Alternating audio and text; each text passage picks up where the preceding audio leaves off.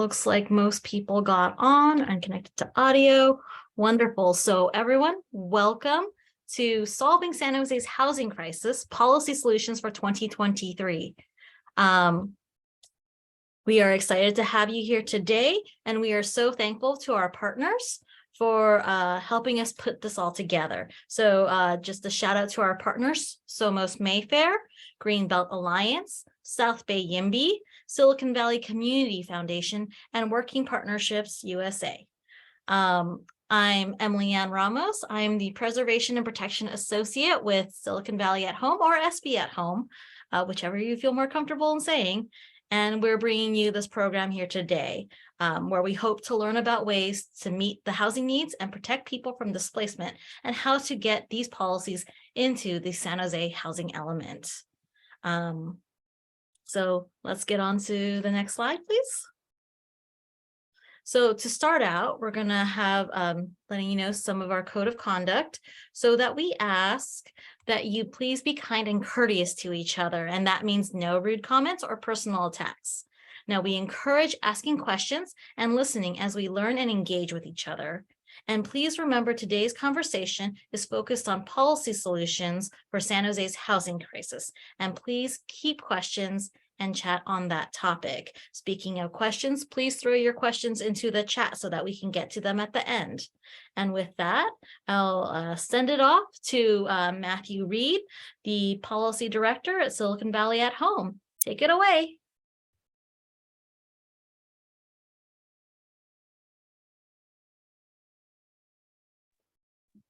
Hi, thanks so much, Emily. Let's go back up to the first slide while I just introduce us a little bit. Great, thanks. Thank you so much for coming, everybody. I am Matthew Reed. I'm the Director of Policy here at Silicon Valley at Home. We're very pleased to be able to have co-sponsors to bring this discussion to you today. And I just want to put a little bit of framing and then turn it over to the folks give their presentations. So we know that the housing crisis that we're facing in the region and in San Jose is not really one thing. It's a whole bunch of different challenges that sometimes have specific solutions. And when there's a shared goal of expanding opportunity, removing barriers to more equitable solutions to our crisis, but there's different approaches that we need to bring together to make sure that we're responding to the multiple dimensions in the way this is impacting people's lives. So tonight, we're going to look at 3 different policy areas. They're not the only policy solutions, but they're good examples of the work that folks have been doing for quite a while in San Jose. These are old issues. They're not new. They're gonna be things that we need to commit to work on to move forward, but they are all included in some form thanks to advocacy work over the last 2 and even 5 years in the current housing element. So this is a great opportunity to push these policies, and that's why we wanted folks to come and pitch how important they were. So we're going to hear from Adam Bookbinder, who's from South Bay YIMBY, and we'll talk some about infill and modest density. Huáscar Castro is going to talk a little bit about solutions around tenant empowerment and habitability. And Andrea Portillo from Somos Mayfair, Huáscar from Working Partnerships, if I didn't say that, is going to talk about the Community Opportunity to Purchase Act, which has been a major focus for a lot of folks in the last year. I'm going to start with a really brief overview of the housing element process, and then I'll introduce our speakers. There you go. So at a very high level, what is the housing element? The housing element is a local plan to respond to the existing housing needs and future growth of jurisdictions throughout the state. It's required every 8 years. It has to be certified at the state level by the Department of Housing and Community Development. Really, it's an opportunity to have a community discussion about what our needs are, what the barriers are, and what some of the solutions are, do a gut check on how well we're doing, and then craft responses once we spent time talking about it and thinking about it. Next slide. So there's some things that are different this time. There's a lot more housing that cities have to plan for, but there's also a much higher expectation that we really look at the range of challenges that we face and find solutions. So this time around, there's a lot more emphasis on policies and programs that respond to our housing needs. And these policies and programs are going to require really clear commitments on both process, timeline, the expected impact that they're going to have on the challenges that they're being designed to face. In theory, we'll see. This time there's a lot more teeth, and the state has said that it's really going to be pushing cities to follow through on their commitments. So this is an opportunity to move priorities that we've had and to set the foundation for changes. It's going to take work, though, going forward. Next slide. So this has got a lot going on in it, but it's a brief summary of where San Jose is in this process. Extensive public outreach supposed to happen. San Jose did a pretty good job of trying to host spaces and reach out to folks and have individual discussions. There was a draft housing element that was submitted for review in June. The state got back a letter, I don't remember, 12-page letter noting that there were still some things that need to be worked on. City knew that was going to happen, and so has been working continuously since June to revise the draft that they have. And they're in the process of finalizing that next draft. And the assumption is that it's going to move through city process and be prepared to be presented to council and submitted to the state in June, which means that we have a window of opportunity for continued engagement with the city. And that's why we're having this discussion today. Next slide. Okay, let me introduce Adam Bookbinder from South Bay YIMBY, who is going to talk to us a little bit about missing middle housing in San Jose. Adam, it's all yours. Thanks. Thank you very much. This presentation is adapted from one that I gave to staff in my city. I'm from Campbell, about how our city makes it difficult to build missing middle. This beautiful illustration you see here is a very short way of describing what is missing middle. On the left, you have detached single-family homes, and on the right, you have mid-rise buildings, and it's sort of everything in between, from duplexes to triplexes to townhouses and cottage courts and so forth. Next slide, please. So specifically, this is the middle between single-family homes and high-rises. Missingmiddlehousing.org has some standards, for lack of a better word. They describe 11 types of housing in specific so that you can see, can these be built in my community? They are, I will get to this. This is actually somewhat obsolete due to things that I have just found out today. They were, as of last December, all prohibited in San Jose based on objective standards. Here I just checked parking, density, and minimum lot size. And you can see here what an example missing middle house looks like. It's about the same scale as a single family home. It just contains more units. Next, please. So why is missing middle important? Well, maybe the most important thing is that this has historically been our source of what we call naturally affordable housing, in that it's not terribly expensive even without subsidies. They're also neighborhood scale. They don't, people worry that they're going to have an 11-story high-rise in their backyard, and we can talk about how justifiable that fear is, but these don't really look that different from the small-scale houses that you already have there. They also provide a way to economically integrate neighborhoods, that not all the houses in a neighborhood, not all the homes in a neighborhood have to be, you don't have to be able to afford an entire backyard and a full-scale lot. You can afford perhaps, a quarter of a house, a quarter of a larger building, which is a house. Specifically, what I mean by naturally affordable is actually here, that's on the next slide. Next, please. This is a list of the types. As you can see, they're they're very specific. They range from 4 different types of duplexes all the way down to larger multiplexes and townhomes, which is just a sort of narrow house that they share inner walls. Next, please. Okay. Just to be clear, the reason why this is naturally affordable is that you sort of combine the rather inexpensive construction costs of a house scale building, but you get the advantage of not needing to have that much land per tenant. So you sort of balance that out and you can have less expensive homes per person. It makes sort of a sweet spot in the middle.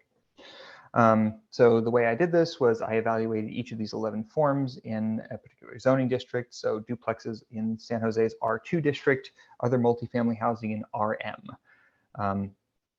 I checked for parking density and lot size, marked it red or not, et cetera, et cetera. So next, please. So a couple of notes. This doesn't include, for example, setback regulations. I don't think those ban anything, but just to be clear, if you want to develop something, like please double check the code yourself. This is based on my reading of things. So also a pretty important note that duplexes are generally legalized in R1 zones as well by SB 9. However, there are certain development restrictions. For example, there are floor area ratio limits in R1 zones. You have certain restrictions on how you can split things up in an R1 zone. So it's not quite the same as having an R2 zone. Lot sizes and widths don't generally matter that much because the lots already exist. And just for context here, we're talking about maybe 10% of all residentially zoned land in San Jose is R2 and RM. The vast majority of it is zoned for single family. And the last thing, I'm happy to note that parking restrictions are now irrelevant because San Jose has gotten rid of its parking minimums. And if you go to the next slide, you'll see that when I went through this originally, nearly everything did not provide enough parking. And that's really changed. So there are still some types that you can't build because they're too dense for what R2 allows, or they don't, the lot size is too small, but a lot more is indeed possible. And this is based on objective standards. So next slide, please. So I realize I went through that pretty quickly, but I would be very happy to answer any questions that folks have.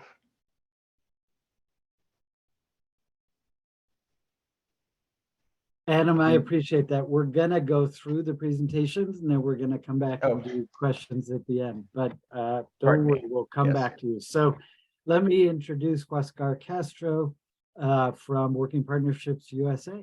Huáscar, take it off. Thank you, Mr. Matthew. Hello, everyone. My name is Huáscar Castro, and I am the Director of Housing and Transportation Justice with Working Partnerships USA. Working Partnerships USA is a community-based organization that works alongside partners in the labor movement and throughout our broader community on different issues related towards building a just economy for all.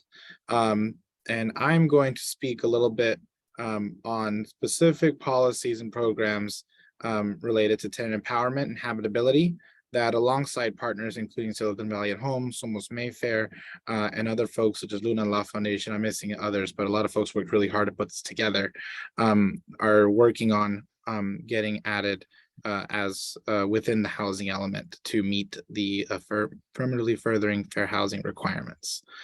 So I will go ahead and get started. Next slide, please. So would like to kind of just speak a little bit on the reason as to a little bit to the why as to looking at the rationale or the reasoning behind furthering tenant engagement and building a tenant power is kind of just that recognition of the need to create opportunities to build up that tenant leadership within the city of San Jose. In the Bay Area, cities such as Oakland and San Francisco have pretty fleshed out, pretty robust tenant-based infrastructures, and we have situations such as San Francisco where There's a big build out of organized tenant associations that are able to really lead on crucial policies and even have ordinances such as a right to organize, which is something that I know folks are excited to and would like to see done here, and that further base building would put us on the path to do so. Next slide, please.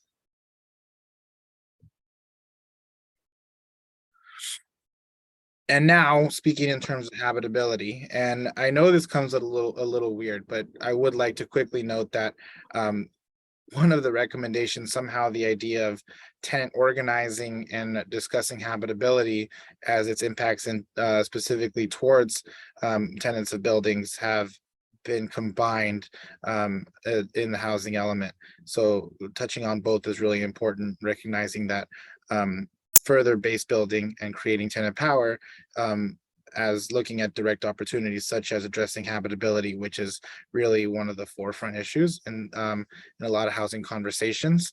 And just to put some numbers to that, there are 21,523 units, approximately, units that are in tier 3, meaning that these units have multiple inspections due to heightened amount of complaints, code enforcement reports. These are a lot of, you may know, some neighborhoods that have dealt with several properties, folks that work within the city. I know that a lot of city staffers here, they're probably getting a lot of code enforcement calls for these specific units. And so we know that these are those units that have many tenants that are likely struggling with various habitability related impacts. And they're falling within this specific statistic. Next slide, please. So discussing furthering tenant organizing in particular. Through this comprehensive collaborative process with a lot of these partners, we were able to work on a lot of different policies we'd like to see. After me, Andrea is going to give an excellent presentation on COPA, which we're looking to do. The ones I'm talking about, as I mentioned, are based on tenant organizing and habitability, and recognizing that how we can support tenant organizing efforts and furthering habitability related solutions. What that would look like. And that could mean looking at alternatives to our traditional code enforcement model, which is our current main avenue at addressing habitability, and then going a next step there and looking at what other jurisdictions and other states have done, which is a receivership program, which is essentially removing ownership from negligent property owners. Next slide, please. So I'm focusing on tenant organizing a little bit. And, there's a lot of partners, probably some on this call and probably some, frankly, finishing up from knocking on doors that can speak a little more as to what needs there are. But in general, support is big. Support needed for those grassroots organizations and grassroots organizers that are really out there day in, day out and looking to further base build and storytell and, develop leadership within these tenant bases. Again, speaking on that imbalance, San Jose has a ways to go. Folks are doing a lot of fantastic work, but in order, really looking at cities such as Oakland and San Francisco, which have pretty robust tenant association and tenant infrastructure in general, knowing that there's a want to get to that level and how that's going to funnel into so many other housing justice initiatives. And just following up on that, recognizing that building up that infrastructure would result in that, getting a stronger tenant base and a more fleshed out tenant body would get broader representation amongst renters, create leadership opportunities, and create opportunities for tenants to be in the driver's seat as we're looking to work on a lot of these critical issues. Policies that could support these efforts and would be aligned would be looking at something like a right to organize, which San Francisco has, which allows certain protections for renters as they're looking to base build and develop those associations. Next slide, please. And policies more related to habitability. As I mentioned again, code enforcement, that's kind of been the principal avenue. There's other modes of looking at things. The cities try to use a collaborative approach with multiple departments. There's an amazing program called Responsible Landlord Engagement Initiative with Catholic Charities, which is a pretty collaborative process with the city and multiple departments in there as well. But kind of doubling down on that and recognizing that alternative models, looking at a community-based partnership model for grassroots organizations to be involved in supporting tenants that are dealing with various code enforcement related cases and moving these code enforcement related cases. What we see a lot and what keeps properties in tier 3 is that a case will be reported and then there'll be a follow-up and the case still hasn't been cleared up. And just in general, there's also the capacity issue and a lot of work, but in code enforcement in general, there's a very limited amount of inspectors to cover what's a lot of cases. Other folks may have the exact number, but there are cases all over the city, and in particular, certain neighborhoods have a heightened amount, and you only have so many inspectors that are able to address all of this. Inspectors have huge geographies that they're being tasked to cover. So yeah, looking at some sort of partnership model to really address this would be a really big game changer, and be really important in addressing habitability and its impact to tenants. Looking at that first example is one part, but looking at more severe cases, genuinely negligent property owners, the slumlord situations, and examples such as that, there are opportunities such as a receivership program, which has been laid out in the city's anti-displacement strategy as something that is being explored or being discussed. There has been a receivership program in the past in Oakland.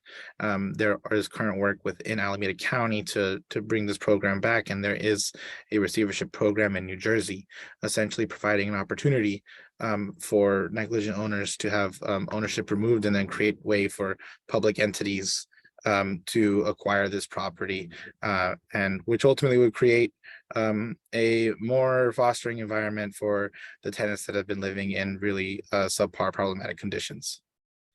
Next slide, please. Give a little touch on kind of the status of where this piece is at and sort of next steps. We're still working on this. A lot of folks went into an initial recommendations and then providing comments back to staff following the initial release of the draft housing element. And there's going to be ongoing discussions and continued need for engagement with the city, who have been responsive and have been working with us throughout this time to continue to ramp up the tenant power landscape in the South Bay, and really further support coordination needed to scale these efforts. The habitability items are gaining traction, but there's no clear timeline, as in, is this on a council horizon or something of that sort? Not exactly yet, but this is something that is making its way into many conversations. As we mentioned, it's in the anti-displacement strategy, and we've been talking about this item in length throughout the housing element process. Just wanted to really note the opportunity, and frankly, back to the why we're doing this, is that inclusion of these policies and programs within the housing element would strengthen their overall viability. As being baked into the housing element, there's certain requirements to follow through on these policies and programs, which is why it's really important for us to be looking at policies such as alternative models of code enforcement related to habitability, receivership programs, and supporting tenant organizing within the housing element. Next slide, please.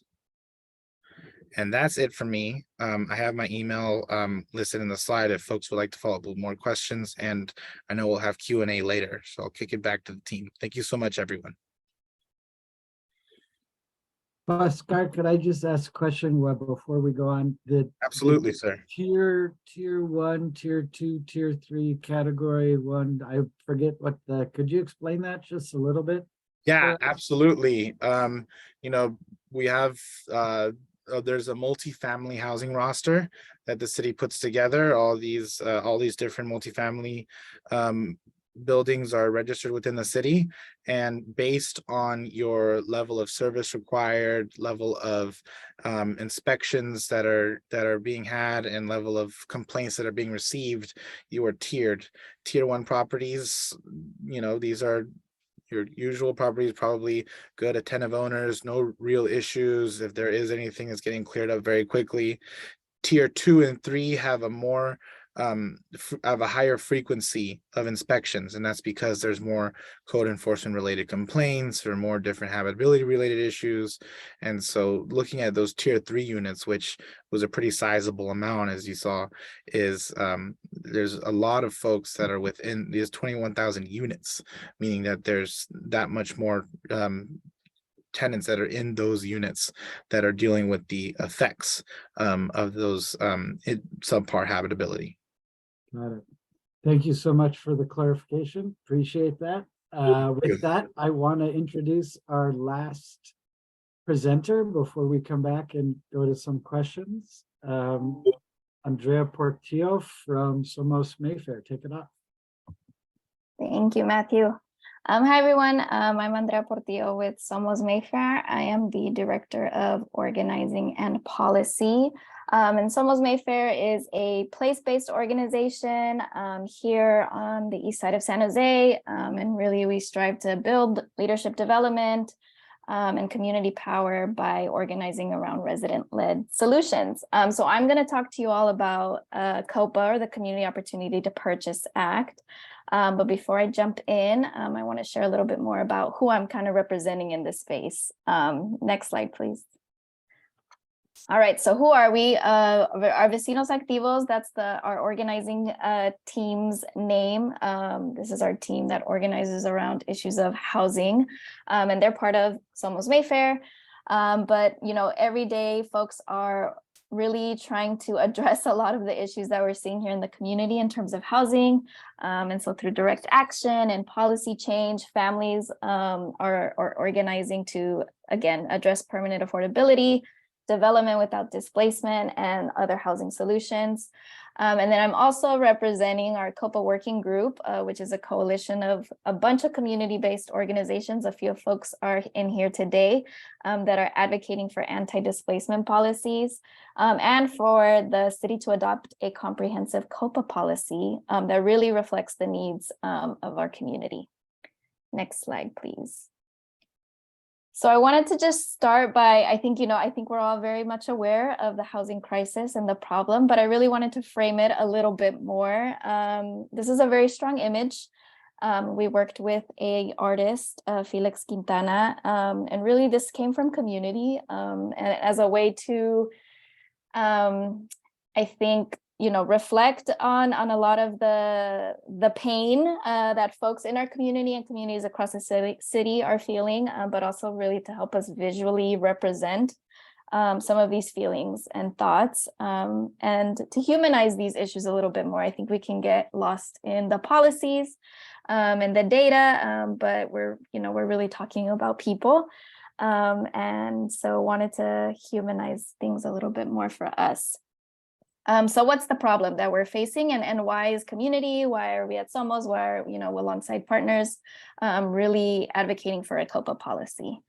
Next slide, please. So we know that our San Jose families are, continue to be pushed out of our communities. I'm sure everybody here knows, or folks who have had to leave, have been displaced, even maybe ourselves have gone through these experiences. We also know that there is a history of redlining and historically racist housing policies that we're still feeling the impacts of today. Increased cost of living, evictions, displacement. We also know that we're not building enough affordable housing to meet the needs of folks in our communities, and that there still are a lot of barriers to access affordable housing, right? I think someone put a message in the chat about affordable housing not being very affordable to the folks who most need it. So we're seeing that. And we also know that a lot of our folks continue to be denied access to affordable housing because of documentation status, et cetera. So there are still some barriers to access the affordable housing that is there. We also know that this is a racial justice issue. We know that the housing crisis disproportionately impacts low-income people of color here in San Jose. Some of the most rent-burdened folks in San Jose are Black and Vietnamese. We know that Black and Latinx households also had the lowest rates of home ownership. And we also know that displacement and the housing crisis really disproportionately also impacts women and children in San Jose. So we're really aware of like what the problem is and are trying, through a lot of the advocacy work that we've been involved in to try to find solutions to address a lot of these problems. And COPA is one of them. Next slide, please. So why? The city of San Jose adopted 12 anti-displacement strategies in September 2020, actually. I don't know why it says 2022. In September 2020, and the Community Opportunity to Purchase Act, or COPA, is part of the third strategy. So this is something that the city of San Jose has already said, let's explore this, and let's try to see if this is a great solution for some of the issues that we're seeing. And it is a preservation strategy. And so COPA is a program that would give qualified nonprofits, community land trusts, affordable housing developers, tenant associations, CDCs, the opportunity to make the right to make a first offer on a residential property when it goes up for sale. The purpose of COPA is to preserve housing by making it permanently affordable, preventing tenant displacement, and stabilizing housing. Next slide, please. And in doing that, the goals of COPA are to, again, prevent displacement of our most impacted folks. So when a property goes up for sale, folks, and a qualified nonprofit purchases the property, folks that currently live there wouldn't be displaced. This would really stabilize housing for folks, again, maintain permanently affordability, but I think really important is having folks, helping folks maintain, I think, a lot of the community ties that they already have. I know a lot of folks in our community have lived there for 10 plus years. And so being able to stay connected to community and family is really important. It's also an opportunity to build assets and economic empowerment for tenants through the program. And I'll talk a little bit about what we've been working with the housing department on to make sure that their framework includes. But through the program, we really want tenants and community to be engaged in this process and to have a say and voice through the program itself. That includes like education and technical assistance and learning that needs to happen for folks. And then we are strongly advocating that there are pathways to home ownership through the program as well. So we know that is a way to provide stability and to build assets as well. So that's also a goal of the policy. Next slide, please. So like I said, we've been working closely with the City of San Jose Housing Department to ensure that their policy framework includes, the following community priorities. When, it's been 2+ years that we've been working on this policy with folks. And so took our time to really do a lot of community and tenant engagement and to really hear from folks like, hey, this is a program. What do you guys think? What are some key things that should be included to really make sure that the program itself is designed in a way that is able to address a lot of the needs that we're seeing. So some of the things that we've been working with the housing department are to ensure that there's a steady funding source. There's funding tied to the program to ensure that qualified nonprofits have there's funding and support for them to actually purchase properties, but that also includes education and TA support, buying power. Again, we want to make sure that the qualified nonprofits are supported by current tenants and that folks are engaged in that process. Again, this is an anti-displacement policy, so we want to make sure that the current tenants of a property, again, when it goes up for sale, are not displaced from the property. The role of the tenants, again, we're strongly advocating that tenants receive education, technical assistance, and are really engaged throughout the program itself. Flexible affordability restrictions. We are advocating for as many rental units and housing types as possible to be considered. And then in terms of the timeline for the program, we want to make sure that there is enough time, again, for qualified nonprofits, for tenants to have enough time to really engage in an intentional way through the program. Next slide, please. All right. So I know, well, I'll also have time at the end to remind you all of these things that are coming up, but we are anticipating the policy is going to make its way to council in April. We need all of everybody's help to get this across the finish line. I've got links to an endorsement letter. You can sign a petition, or you can contact us to just stay engaged and to learn more about all of the work that we've been doing. I think that's it for me. Thanks, y'all. Great, thank you, Andrea, and thank you, everybody. I think, you know, it's when you're close to this stuff, you see all the connections. And I really feel like we've gotten a good feel for, you know, a bunch of the different solutions. Adam, why don't we start with you? And let me just say that you know, we have an open door in San Jose that was connected to the way that San Jose addressed the state policy changes on adding multiple units to a single family lot. So there is a commitment from the city to do this work.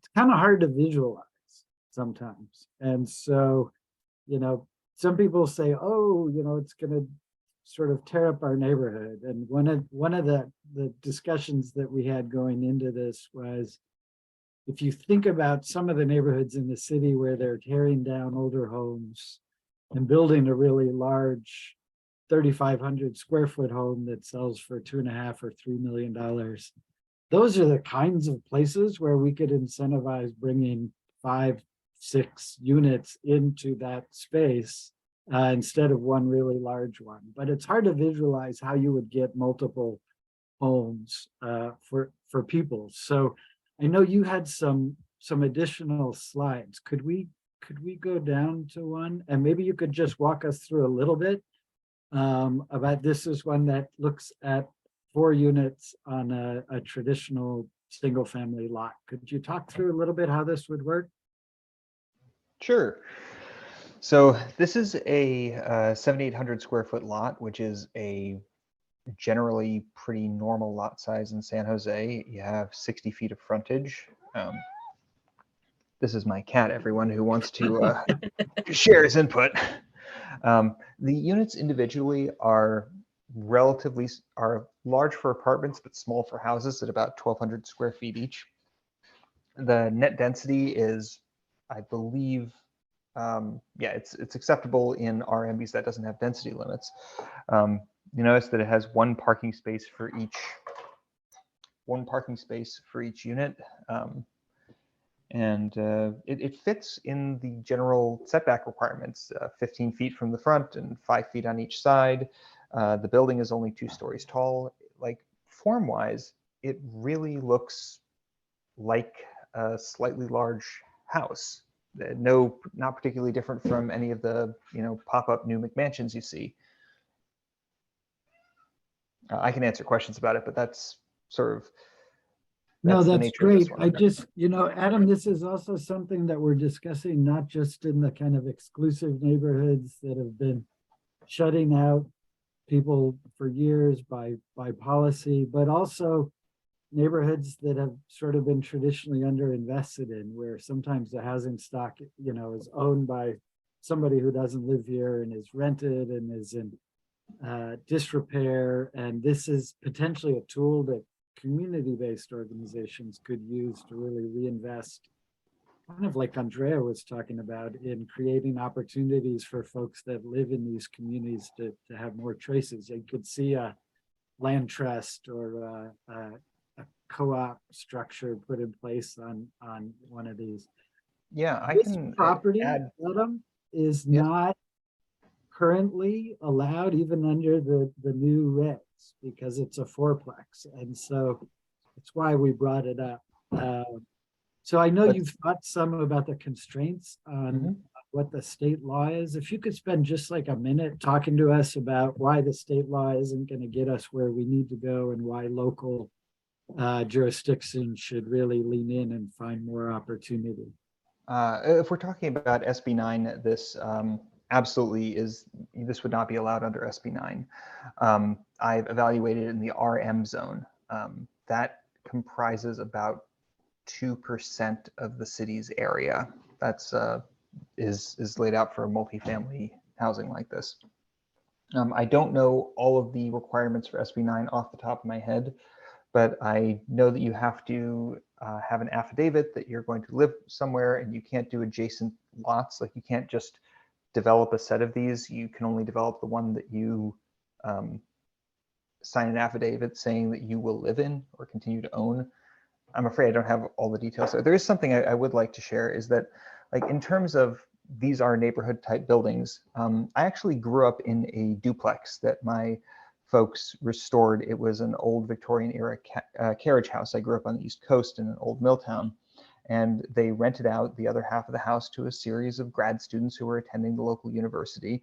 And when we fell on some pretty hard times, the rent from that is what kept us in our house. Subsequently, I've lived in an ADU, which we didn't call it at that time. I've lived in a pre-war walk-up apartment. I've lived in a courtyard apartment. I've lived in a converted mill building, and I currently live in a townhouse. Oh, and I've lived in a fourplex before as well. Most of these places I could not have afforded to live if I had to rent an entire house. Like, that's really the interest of these. And I've seen some concerns in the chat that will it actually be cheaper? And it's correct that the cost of these things is not just, as Aaron's saying in the chat, the cost is not just set by how much it costs to build something, but by willingness to pay. The thing is, it's very hard to find a house where you're buying 1,200 square feet of floor space, but it is a lot easier to find an apartment or a unit in a fourplex where you're buying 1,200 square feet of floor space. Right. Great. I appreciate that, Adam. Sometimes we forget I also grew up in a duplex, but we forget that single family homes often are homes for more than one family today. And boy, 1,200 square feet as opposed to sharing a kitchen, a bathroom, and getting 4 people in a family in 1 bedroom looks real good. So, this can work in multiple ways, but cities got to decide if the rules are going to make it okay or not. And so that's really the moment that we're in. Let me move on, because I'm dominating the discussion here. Huascar, what's the status of these the sort of tenant empowerment and organizing and the code enforcement? Let me just, because I don't want to miss the opportunity. That's an awful lot of people living in homes that are in violation of city's standards, right? That's kind of that point. So, we have this new opportunity in the city that we're really paying attention to quality of life issues. I don't mean to steal your thunder. And really acknowledging that it's residents of the city that are going to address the places where the city is falling down, whether it's addressing blight, dumping of stuff in communities, or, really substandard living conditions because the city's code enforcement hasn't been effective. So this may be a moment in which we're paying attention to the needs of the citizens of the city. And so I'm excited about this discussion. Can you tell us where it is in the housing element right now? Yeah, absolutely. And feel free to take all the thunder you want, Mr. Matthew. That's totally fine. Where we are, and I think you made a couple really good points just to start off, just to go off of that. I mean, if we're talking about quality of life and we're talking about blight and we're talking about illegal, all these city related issues that we speak about in all these different spaces, well, a really big core of that is we're talking about like neighborhood vibrancy, et cetera, is, folks that own a lot of these properties that are, maintaining them to an acceptable level, and ensuring that we are getting there, because ultimately, if we are not there, many of those property owners are not living in those buildings. They're in fact renting them out, and recognizing those impacts are directly affecting the tenants. So I think that this is why this is such a critical issue and so related to, just overall housing justice, and really needs to be further uplifted. Where are we in this? So language did make its way into the first draft of the housing element to discuss this.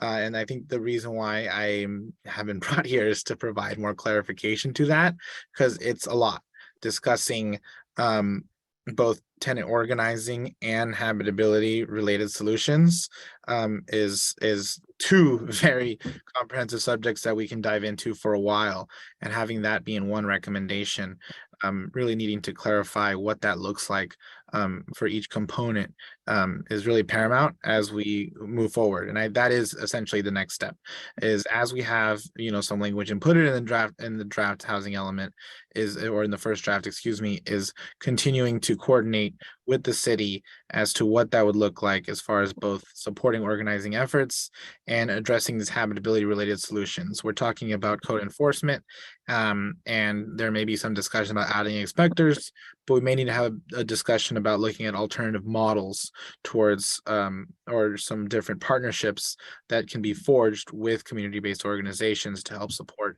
many of the tenants that have been making these code enforcement reports. And furthering also too, that next step is that receivership program. There's quite a lot of research that's necessary. There's quite a lot of kind of comparing different policy examples, whether it's what's used in Oakland in the past or what's currently in place in the state of New Jersey, to really figure out what opportunities there are. But having that live in both the anti-displacement strategy and hopefully having that explicitly laid out, because really explicit language is really important in the housing element. A lot of regional folks throughout the region would say the same, is a really important piece. You mentioned the timeline when this should be coming, and I think around May. By May, and in between then, folks should be working really hard to kind of get this message across that we really need to look at a lot of these crucial anti-displacement policies and a lot of these really core housing justice opportunities as we're moving forward. Great. Huascar, we'll give you a chance to get that call to action out in the end too. I appreciate that. Deal. Thank you. All right.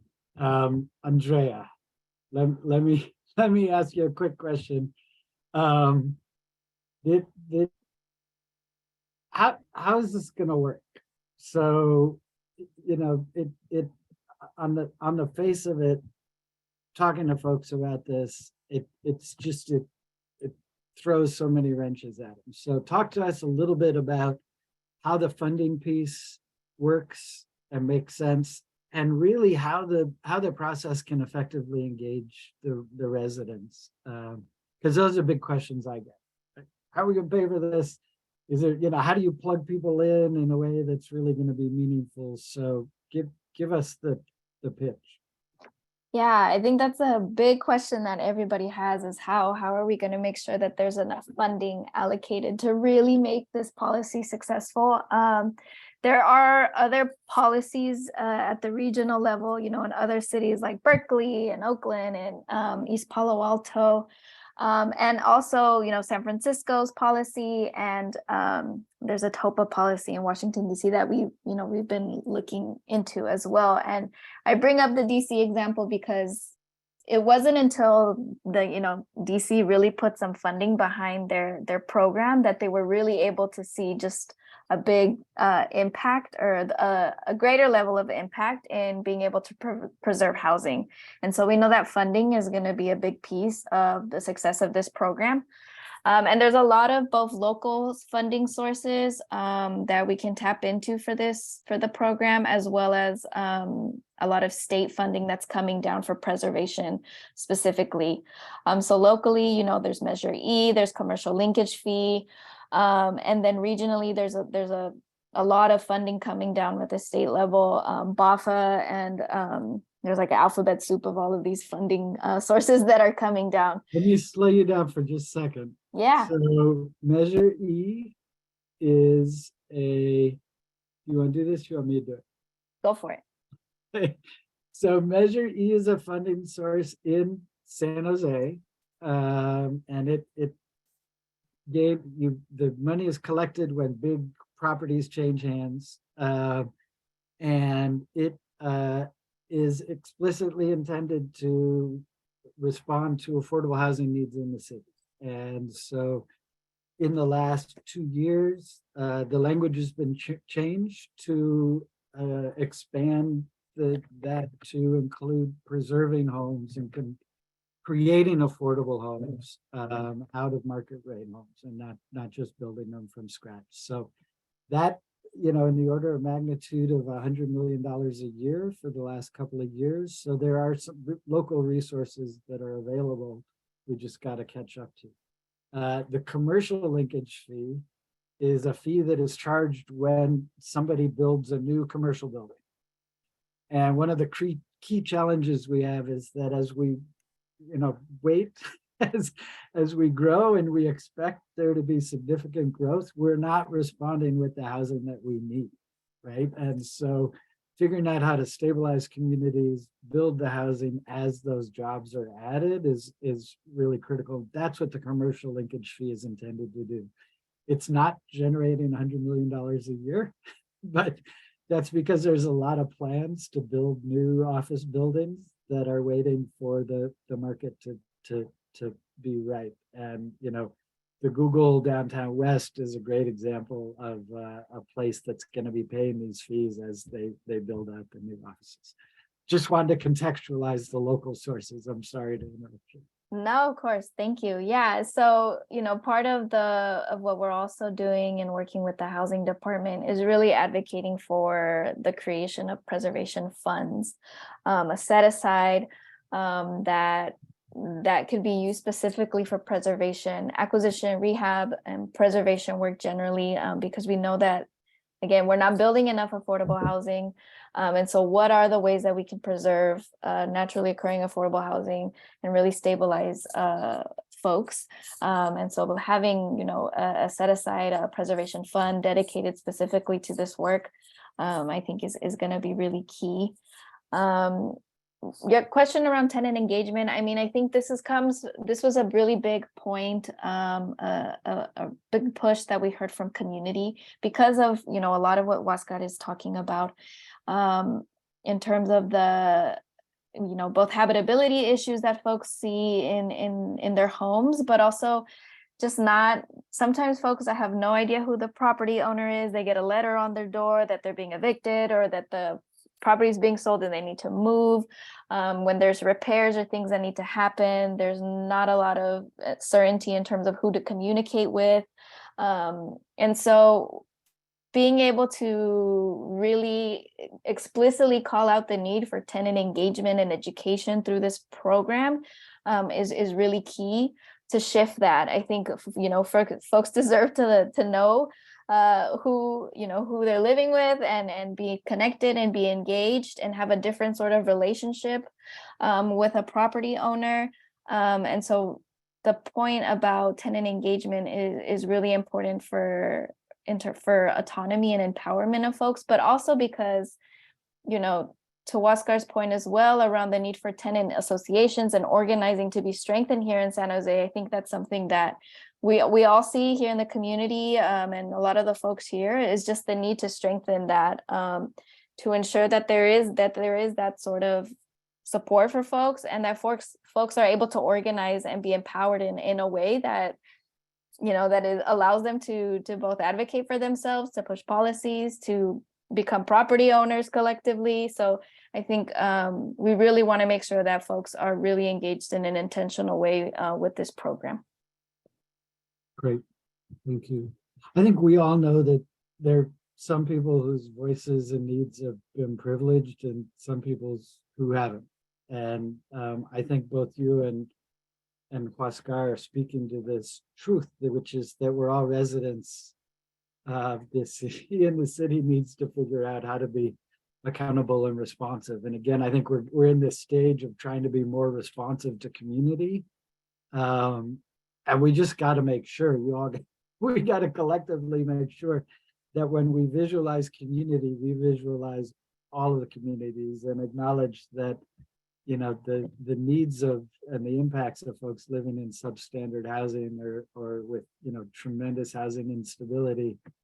It's a community need, it's a family need, but it's also a city priority in terms of moving us forward. All right, clearly we all got lots to say about this. So Let me look at some other questions. Most of them that have come in from from folks that are here are related to the infill development. Adam, if you want to take a look, I might start on some of the SB9 questions. We, again, in San Jose, well, any city can change its zoning. The fact that right now, most of the city is, you can only build single family homes, that is a choice. That's a decision that the city has made. They made it a long time ago and they've chosen to stick to it. So there is a state law that has constraints and restrictions that are, potentially important, but also limiting. And so part of the discussion at the city level when this came forward was, what could we do locally that would be better? And the city has the authority to do that. So some of the questions we have about how SB9 is working are SB9 is the state law, are really important. And we think it's ramping up and the cities are figuring out how to respond, and we'll see what happens. In San Jose, there was explicit direction to think a little bit beyond and figure out how to make this more accessible and more inclusive and more responsive to a breadth of needs. So some cities were trying to stop it. San Jose committed to opening that process up, but they haven't done it. That planning process hasn't happened. It hasn't started. The community discussions haven't started.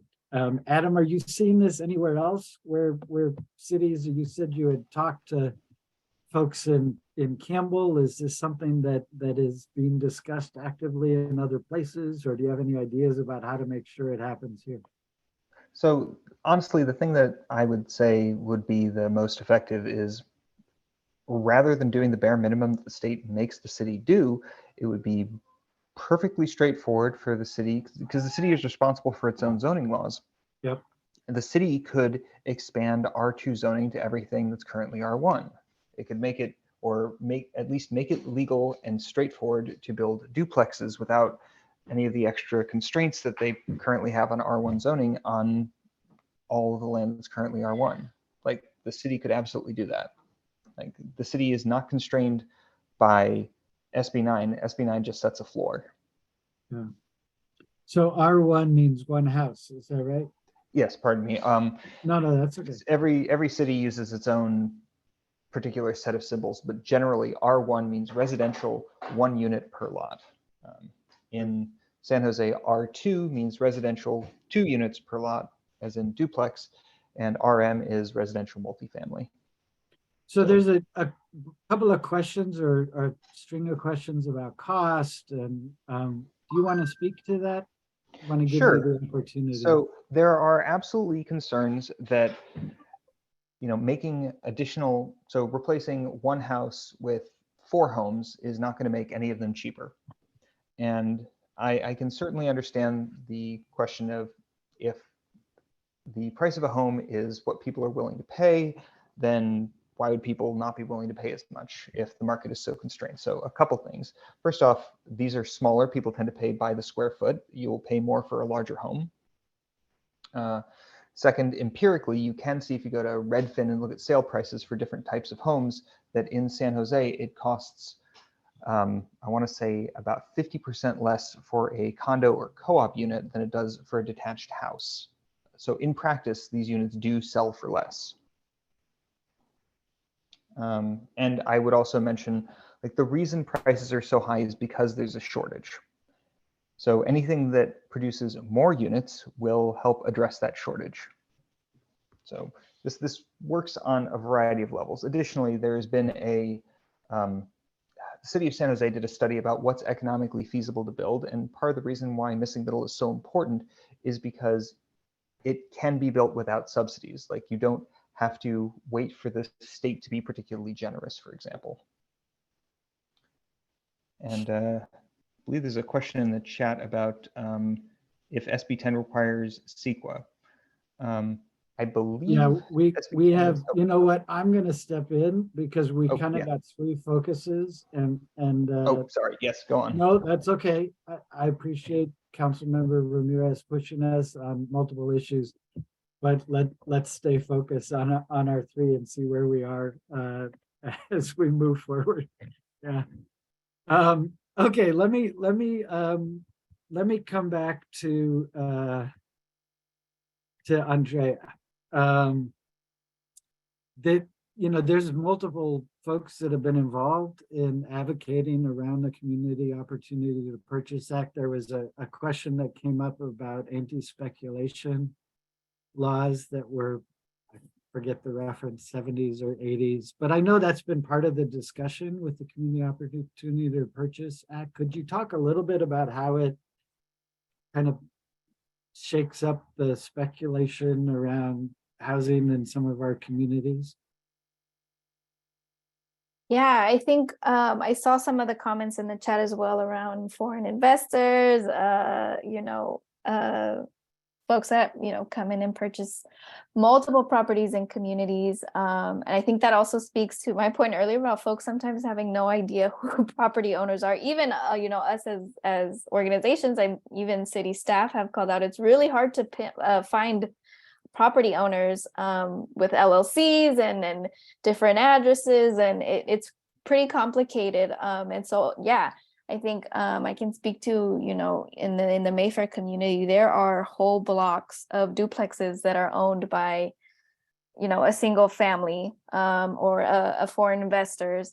And so I think the hope is also to address that issue. And so by giving qualified nonprofits the opportunity to purchase properties, right? They're taking properties off the market and holding them and making them permanently affordable.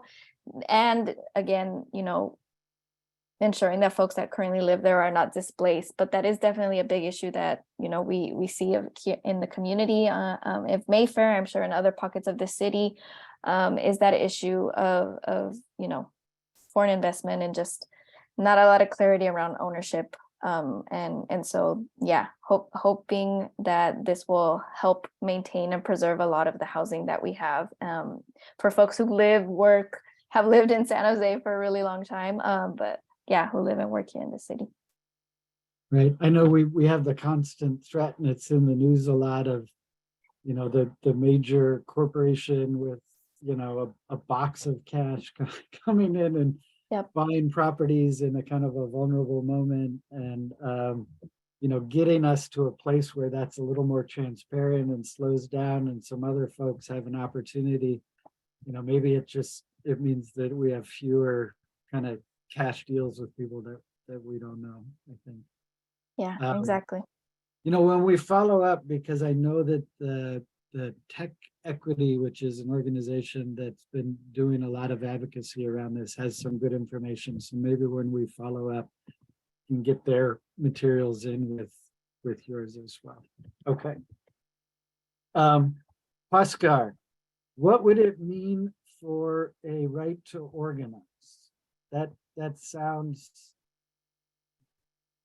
like you're trying to cause trouble. Is this, tell me why this is a community interest and not just an extra problem for the city?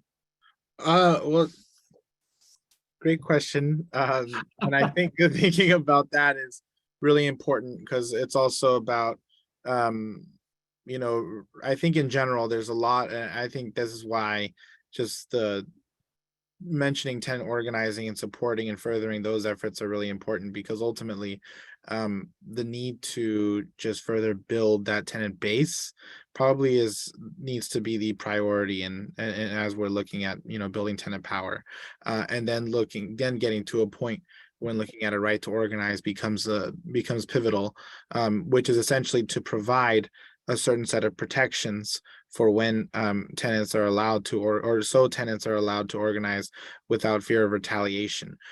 This is similar to in union organizing and in general labor practices for when workers are looking to organize, except having that within within residential buildings. Just for context, there is a right to organize ordinance in the city of San Francisco. And there's a very, very popular campaign within Veritas of a tenant association that was able to really get behind this issue and organize and then look to build this ordinance. I would say really looking at building up that tenant infrastructure, however, is going to be that main piece. I'm not sure if Gabriel from Luna is still here. I saw him in the chat. I know he's doing a lot of fantastic work in several different buildings, but in particular, a lot of great folks at Valley Palms in the pocket of East San Jose are looking to organize against a property owner that's just frankly terrible. And there is this common recognition that expanding and doubling down on that need to really mobilize folks is kind of the first piece of doing a lot of this work. Great. And the connection with the code enforcement is really that it empowers the folks most impacted to sort of support the city's effort to know what's happening. Yeah, and it's also, look, there's a lot of different policies related to tenant empowerment and tenant, and then through tenant organized that we can talk to. I mean, Andrea has just gone back and forth over really important preservation policy in COPA. We can talk about rent stabilization and the need for expanding our just cause ordinance, but habitability related impacts are pretty visible and tangible, and I can put my eyes on it pretty quickly. So if you're looking for that immediate hook to start a lot of this, it's, hey, this building is in serious disrepair. We need to organize around this and really hold negligent property owners accountable. And that's really where these habitability solutions come firsthand. And also just the fact that just the need to really address a lot of these the impacts towards tenants through these habitability related issues. There's a lot of cost pass-throughs that are being done when repairs are being asked for, and that isn't okay. And there's also just recognizing how the city can better address this through their own departmental procedure. Gotcha. And I would just add, Matthew, because I think that that's really connected also to COPA as well, right? Because I mean, there's a apartment complex that comes to mind because this is what happened for some of the folks that live there. It's on Virginia Avenue in the Mayfair community, but the tenants started to organize because of the habitability issues. And the property owner kind of got fed up with it and just decided to sell the property. And so when they did that, a new property owner came in and, started raising rents, and, it completely shifted for folks that live there. And now to this day, a lot of the folks that had lived in that property for, again, like 10 plus years no longer live there because the new property owner, was through threats and I think just harassing the tenants, pushed people out of their homes. And so I think the issues around habitability and the education that needs to happen and also with tenants and community around like your rights and the process, and this is how to submit code enforcement reports, etc., I think is super important too. Yeah, no, I appreciate that. There are laws about habitability, right? That if it's not working, we need to find ways of making it work, because people should have safe, decent places to live without the threat of facing massive rent increases in order to have decent homes. And I appreciate, Oscar, that the effort to capture the magnitude. That's probably 100,000 people, right? Absolutely. Great. We've got a couple of minutes left. I've been watching the chat, and our team is sort of feeding them into to a list. The one new one is, Oscar, is there a list that's published that shows properties in tier 1, tier 2, tier 3? Yes, there's a multifamily roster in the city of San Jose's website. I believe it's under their building department. And I think if while someone else is talking, maybe I can try to pull it up and throw it in the chat, but you're able to see which units are under tier 1, 2, and 3, and also by which council district and census tract. It's actually a pretty good list and gives a pretty clear indicator as to what kind of properties are where. Right. So without assuming, because I haven't looked at the list lately, are these concentrated in areas where lower income people live or communities of color, or are they spread out throughout the city?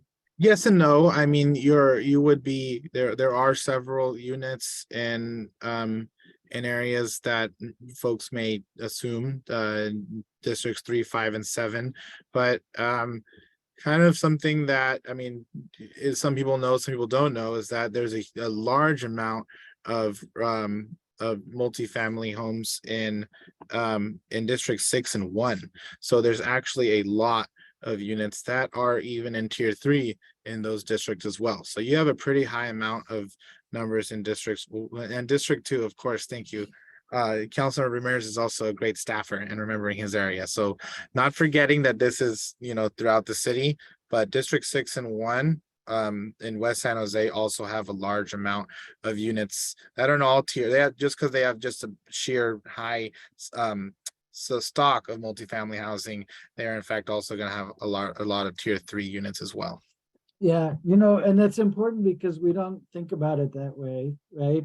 The far west side of the city doesn't have a Somos Mayfair or a Latinos United for a New America to help people stand up for their rights in those spaces. I think that's a real challenge in the city, is just acknowledging that, it's really all over. We need really comprehensive citywide strategies. And if that means supporting, local efforts to build that kind of capacity everywhere, that seems like a high priority. Yeah, no, absolutely. And sorry, just to quickly note that I found the link and threw it in there. It's not the prettiest list, and it's giant. And like I said, if there was 21,000 tier 3 units, there's that much, and then more in tier 1 and 2. So you're going through tens of thousands of units, but there is the multifamily roster for the city of San Jose. Great. So I think we have about another 5 minutes, 10 minutes before we need to wrap up. So if there are other questions focused, if there are questions that any of the folks on the panel would like to address that they felt weren't addressed, there's a couple of general questions about the housing element that I was going to pick up, but I committed to these 3 topics, and so while we're here, are there things that you want to add? We're going to have an opportunity to kind of close and pitch support for your stuff, but are there questions you didn't get that you'd like to answer? I don't want to put anybody on the spot, so.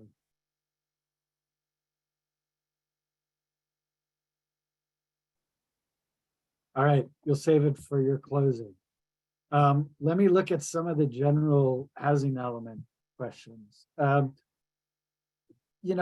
you have tonight is folks that have been working on housing elements, focusing in San Jose, kind of multiple issues. This is really the tip of the iceberg of all of the work that's been happening. Adam and South Bay YIMBY and Silicon Valley at Home and lots of community partners in other cities around the county have also been doing a lot of work on these issues. So there were a couple of San Jose specific questions. Part of the housing element is an inventory of locations around the city that are going to be available for building more housing. And in a lot of places, that's the kind of single-minded focus of local discussion. So on purpose, we're talking about policies today. And so the question is, how is San Jose done in terms of its map? Like, are they meeting the bar? Are they doing what they're supposed to be doing? There's always more to do. Any good advocate will not accept total victory ever, because there's always more to do.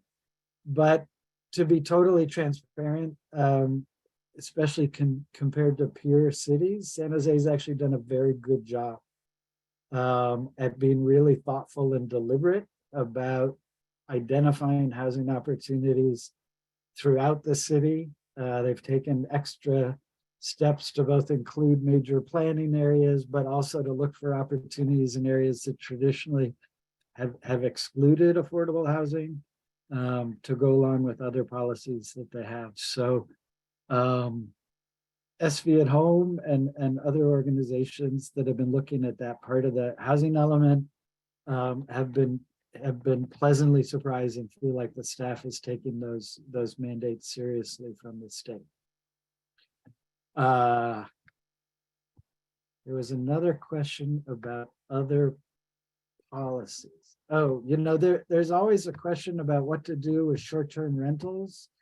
And we know this has been an active discussion in the city. I think there's a little bit of back and forth in the chat that just acknowledges it's a little bit complicated to figure out how to identify those. So there are taxes, and the question is, are there additional taxes for vacant units or local taxes that need to be raised? So I know this was brought up. I don't actually know the current status of this discussion in the housing element, but we will check into that and follow up on it. And I appreciate the fact that there's a little more nuanced discussion about sort of what that actually means, and because sometimes we overstate the impact of solutions that seem obvious until you kind of get into the weeds. So I appreciate that.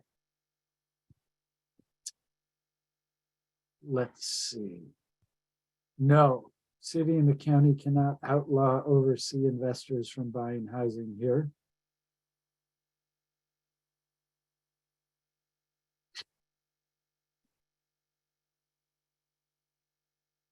I think those are the bulk of them. Let me just say there was an article last week that folks may have seen about SB 9, which is the state program to build multiple units on a single family lot. And San Jose has not had a whole lot of activity. And there's definitely steps that we can take. But we know there are people that are looking at trying to figure out how to make this work. And so it's really a good time for us to be part of the discussion, and also to acknowledge that this is not going to go away. It's going to be part of the future of the city, and that we really need to look for ways of making it work and what those opportunities are. So the headline was, it's I don't remember, that the policy is a failure, or it's fizzing out, or it's not popping, and I think nobody expected to happen quickly, but it's still a tool for us to really figure out how to make it work locally for us here. Okay, we have just over 10 minutes left. I am going to turn it back to the panelists to make closing comments and pitch on your items. And let me just say, so that everybody doesn't have to say this, we will coordinate additional resources and outreach and make sure that folks that are here tonight are included in stuff going forward. So Andreas shared links. We'll make sure that they're in a follow-up email as well. Okay, why don't we go in the opposite order? Andrea, why don't you kick us off? She said, no, I wasn't going to go first. Yeah. So like I said, policy is going to be making its way to City Council for a vote in April. If you haven't heard your council member talk about this policy, give them a call, shoot them an email, let them know it's coming. Yeah, engage with us. I know somebody asked for Maria Guerrero. She's one of our coordinators and organizer with our Vecinos Activos team. I'll drop her info in the chat. I'm sure it'll be included in the next steps email that'll go out. But if you're interested in learning more, please reach out to her, engage with us. We're going to be doing some outreach coming up soon. There's going to be some actions. We really want to get the word out that we're excited about this policy. We know it's not going to solve all of the housing issues, but we really think it's a great opportunity and a good start for us to address the displacement that we're seeing. So in those links, there's an endorsement letter if you'd like to support and sign on. We've got a petition. And again, feel free to reach out. I'll also put my contact information in the chat. and our website where you guys can get some more information around the policy itself. But yeah, stay in touch and engage. Andrea, is this going to be over in April, or is this something that's going to take support for a long time going forward? Hopefully we're done in April, and then once it gets across the finish line in April, then there's a whole another round of work that we got to do. But our first goal is April. Great. All right, Oscar. Yeah, I have a little less hard timeline as Andrea, outside of just the continued engagement. That's probably going to be some insider baseball with folks with the city is through the housing element. But as May comes up and into June, there will be a greater call to action. And I think in particular, this whole discussion is super important. And I will give a quick shout out to the organizers in this event. I don't think even Matthew knows this, but I've been talking about their excellent letter when their draft came up on specifically the site inventory and challenging the validity of some of the sites that have been chosen. And that's just a lot of just excellent work from a group of smart people. And so that's important. But then also this really collaborative process that came from a lot of groups, including Andrea, Matthew, Emily, and other folks, to actually highlight these policies and programs that we'd really like to see baked into the housing element that would really meet those AFFH requirements that are actually required by state law now. So it's going to be really important to highlight both of these pieces and looking at that. And while we're discussing this this is a pretty meaty topic. I think a lot of folks can recognize that by now. That doesn't make it not important. And it is super important to really hone in and really actually get into the weeds and the meat of a lot of these recommendations as we're looking to craft whatever housing element goes into place for the next 8 years. So yeah, like I said, not as clear, not as Andrea has something coming up on the mend, and we definitely need folks to get ready for that and really work council on a really important anti-displacement effort. But there's going to be plenty more for San Jose's overall housing element, opportunities for housing justice related initiatives then towards the summer as well. Thank you so much for everyone for organizing this event and for everyone who came out today. Great. Let me just say, Oscar, it's complicated, but it's not complicated. If people have rights that they're not able to enjoy, it's on all of us to make sure that they're able to enjoy those rights that they've been extended. And we don't take that seriously enough in some places. So appreciate all your work. Adam. Thank you, everybody, for coming. If I could encourage you to do one thing, it's to encourage the city to look bigger instead of what they are currently doing is basically tiptoeing up to the bar the state has set. There's nothing preventing the city from doing much better than SB 9 and making most or even all of the R1 zoned areas open for duplexes, triplexes, fourplexes, what have you. As Lucas points out, nothing except CEQA. When you do your housing element, you have to do a CEQA for your housing element, so you can roll a lot of changes into that.